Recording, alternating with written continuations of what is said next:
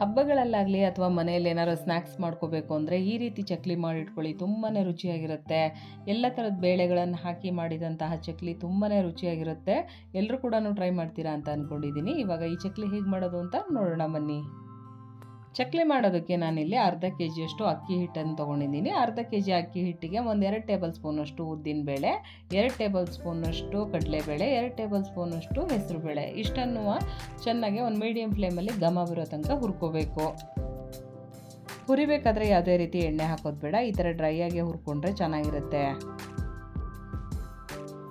ಬೇಳೆಗಳನ್ನು ಹುರ್ಕೊಂಡ ನಂತರ ಒಂದು ಅರ್ಧ ಕೆ ಜಿಯಷ್ಟು ಅಕ್ಕಿ ಹಿಟ್ಟನ್ನು ಒಂದು ಬಾಣಲಿಗೆ ಹಾಕಿ ಚೆನ್ನಾಗಿ ಹುರ್ಕೋಬೇಕು. ತುಂಬ ಎಲ್ಲ ಹುರಿಯೋದೇನು ಬೇಡ, ನಾವು ಆ ಹಿಟ್ಟನ್ನು ಮುಟ್ಟಿದಾಗ ನಮಗೆ ಬಿಸಿ ತಾಕೋಷ್ಟಾದರೆ ಸಾಕಾಗುತ್ತೆ. ಇವಾಗ ಹಿಟ್ಟನ್ನೆಲ್ಲ ಹುರ್ಕೊಂಡಾಗಿದೆ. ನಂತರ ನಾವೊಂದು ಮಿಕ್ಸಿ ಜಾರಿಗೆ ಹುರಿದಿಟ್ಕೊಂಡಂತಹ ಬೇಳೆಗಳನ್ನು ಇದ್ರ ಜೊತೆಯಲ್ಲಿ 3 ಟೇಬಲ್ ಸ್ಪೂನಷ್ಟು ಹುರಿಗಡ್ಲೆನೂ ಹಾಕಿ ಫೈನಾಗಿ ಪುಡಿ ಮಾಡ್ಕೋಬೇಕು. ಇವಾಗ ಈ ರೀತಿ ಪೌಡ್ರ್ ಮಾಡಿಕೊಂಡ್ರೆ ಸಾಕಾಗುತ್ತೆ. ನಂತರ ಇದೇ ಮಿಕ್ಸಿ ಜಾರಿಗೆ 1/4 ಬಟ್ಲಷ್ಟು ತೆಂಗಿನಕಾಯಿ, 1 ಕಡ್ಡಿಯಷ್ಟು ಕರಿಬೇವು ಹಾಕಿ ಸ್ವಲ್ಪ ನೀರು ಸೇರಿಸಿ ನುಣ್ಣಗೆ ರುಬ್ಕೋಬೇಕು. ಈ ರೀತಿ ತೆಂಗಿನಕಾಯಿ ಹಾಕೋದ್ರಿಂದ ಎಣ್ಣೆ ಜಾಸ್ತಿ ಎಳ್ಕೊಳ್ಳಲ್ಲ ಮತ್ತು ಟೇಸ್ಟ್ ಕೂಡ ಚೆನ್ನಾಗಿ ಬರುತ್ತೆ. ಎಳೆ ಕೊಬ್ಬರಿ ಆದರೆ ಅಷ್ಟೊಂದು ಚೆನ್ನಾಗಿರೋಂಥ ಕೊಬ್ಬರಿ ಹಾಕ್ಕೋಬೇಕು. ನಂತರ ಒಂದು ತಟ್ಟೆಗೆ ಹುರಿದಿಟ್ಕೊಂಡಂತಹ ಅಕ್ಕಿ ಹಿಟ್ಟು, ಇದ್ರ ಜೊತೆಯಲ್ಲಿ ಪುಡಿ ಮಾಡಿಟ್ಕೊಂಡಂತಹ ಬೇಳೆ ಪುಡಿನೂ ಹಾಕಿ ಚೆನ್ನಾಗಿ ಕಲಿಸ್ಕೋಬೇಕು. ಬೇಳೆ ಪುಡಿಯನ್ನು ಈ ರೀತಿ ಜರಡಿ ಮಾಡ್ಕೋಬೇಕು. ಅದರಲ್ಲಿ ಸ್ವಲ್ಪ ತರಿಯಾಗಿರುವಂತಹ ಪುಡಿ ಇರುತ್ತೆ, ಅದನ್ನು ಜರಡಿ ಮಾಡಿಕೊಂಡ್ರೆ ಚೆನ್ನಾಗಿರುತ್ತೆ.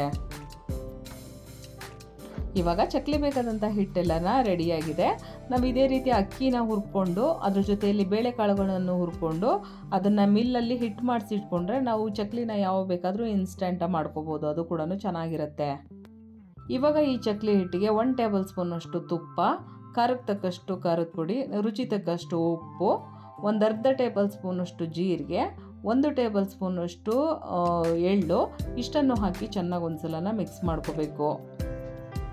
ಮೊದಲಿಗೆ ನಾವು ಈ ರೀತಿ ಉಪ್ಪು ಖಾರ ಹಾಕಿ ಡ್ರೈ ಆಗಿ ಮಿಕ್ಸ್ ಮಾಡ್ಕೊಳ್ಳೋದ್ರಿಂದ ಉಪ್ಪು ಖಾರ ಎಲ್ಲ ಕಡೆನೂ ಒಂದೇ ರೀತಿ ಇರುತ್ತೆ.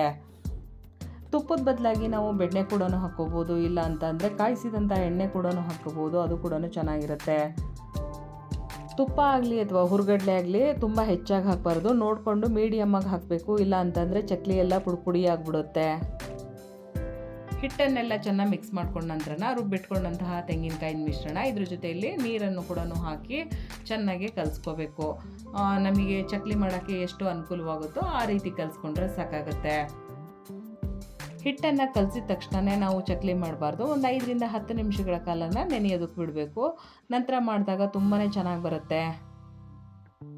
ಇವಾಗ ಹಿಟ್ಟನ್ನು ಚಕ್ಲಿ ಒರಳಿಗೆ ಹಾಕ್ಕೊಂಡು ನಂತರ ಚಕ್ಲಿನ ಡೈರೆಕ್ಟಾಗಿ ನಾವು ಎಣ್ಣೆಯಲ್ಲಿ ಹಾಕಿ ಫ್ರೈ ಮಾಡ್ಕೋಬೋದು, ಇಲ್ಲ ಅಂತಂದರೆ ರೌಂಡ್ ಶೇಪ್ ಮಾಡಿಕೊಂಡು ನಂತರ ಕೂಡ ಎಣ್ಣೆಯಲ್ಲಿ ಫ್ರೈ ಮಾಡ್ಕೋಬೋದು, ಎರಡೂ ಕೂಡ ಚೆನ್ನಾಗಿರುತ್ತೆ. ಚಕ್ಲಿನ ಫ್ರೈ ಮಾಡ್ಕೋಬೇಕಾದ್ರೆ ಫ್ಲೇಮ್ನ ಮೀಡಿಯಮಲ್ಲಿ ಇಟ್ಕೋಬೇಕು. ಚೆನ್ನಾಗಿ ಫ್ರೈ ಕೂಡ ಆಗುತ್ತೆ ಮತ್ತು ಕ್ರಿಸ್ಪಿನೆಸ್ ಕೂಡ ಚೆನ್ನಾಗಿ ಬರುತ್ತೆ. ನಾವೇನೇ ಹೊರಗಡೆ ಸ್ನ್ಯಾಕ್ಸ್ ತಿಂದು ಬಂದರೂ ಕೂಡ ಮನೆಯಲ್ಲಿ ಬಂದು ಒಂದು ಚಕ್ಲಿ, ನಿಪ್ಪಟ್ಟು, ಕರ್ಜಿಕಾಯಿ ತಿಂದಾಗ ತುಂಬಾ ಸ್ಯಾಟಿಸ್ಫ್ಯಾಕ್ಷನ್ ಸಿಗುತ್ತೆ, ತುಂಬಾ ರುಚಿಯಾಗಿರುತ್ತೆ. ಎಲ್ಲರೂ ಕೂಡ ಟ್ರೈ ಮಾಡಿ, ತುಂಬಾ ಈಸಿಯಾಗಿದೆ ಮತ್ತು ಅಷ್ಟೇ ಟೇಸ್ಟ್ ಕೂಡ ಚೆನ್ನಾಗಿರುತ್ತೆ.